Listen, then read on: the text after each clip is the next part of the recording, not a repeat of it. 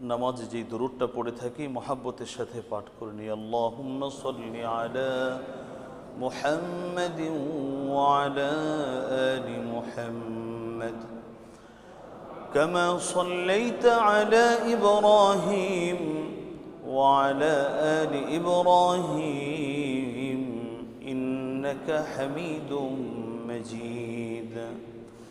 اللهم بارك على محمد وعلى آل محمد كما باركت على إبراهيم وعلى آل إبراهيم إنك حميد مجيد।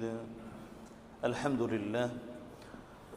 সম্মানিত মুসল্লিয়ান, আলোচনার শুরুতেই শুকরিয়া আদায় করছি আমাদের একমাত্র রব, একমাত্র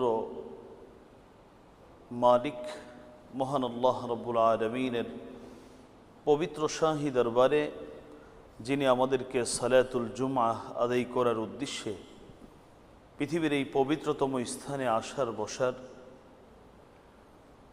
সর্বকালের সর্বশ্রেষ্ঠ গ্রন্থ কোরআন এবং সুন্নাহ থেকে কথা বলার এবং শোনার তৌফিক দান করেছেন।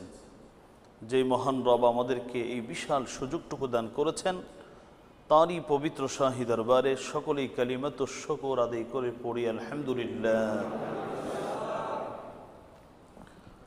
মুহতারাম মুসল্লিয়ান, আপনাদের অবশ্যই স্মরণ রয়েছে আমরা একটা বিষয় নিয়ে আলোচনা শুরু করেছিলাম।